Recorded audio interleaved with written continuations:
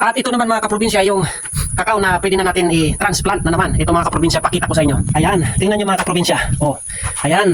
Ito, dalawa pang nabuhay. Ayan mga kaprobinsya, yung mga kakao. Ayan oh. So, ito naman, bagong pula na naman natin to.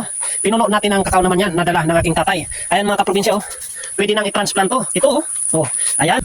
Ayan, patuloy yung ating pagtatanim mga kaprobinsya. Dito, hindi tayo tumitigil na magtanim ng magtanim. Hindi man natin iniisip kung ilang taon natin yan antayin bago tayo ay makapag-harvest o may produkto tayong ma-harvest. Hindi natin iniisip yun mga kaprobinsya. Hindi natin iniisip yun mga kaprobinsya. Ang mahalaga mga kaprobinsya, yung araw na, yung araw na itinanim natin siya sa lupa mga kaprobinsya. Doon pa lang malaking bagay na yun. Dahil yun ang dahilan para tayo ay may antayin sa paglipas ng araw, paglipas ng buwan, taon mga kaprobinsya. Hindi yun sagaban sa atin. Dahil sa taon na lumilipas, mayroon naman tayong ginagawa araw-araw mga kaprobinsya. Huwag natin isipin kung gaano katagal natin mapapakinabangan yung ating naitanim. Kaya napakahalaga ng pagtatanim mga kaprobinsya.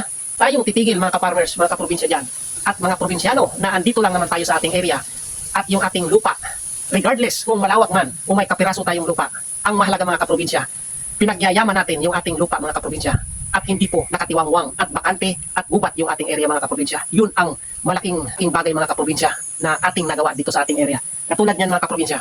At patuloy tayong nagkukunla at hindi tayo nawawala ng pag-asa mga kaprobinsya sa kabila ng mga previous bad experience natin na na-encounter natin sa ating pag-aalaga ng hayop, sa ating pagtatanim, hilintana mga kaprobinsya. At hindi po dahilan yun para tayo ay huminto mga kapatid. Normal po ang panghinaan, pero ang mahalaga hindi tayo tumitigil at sumusuko.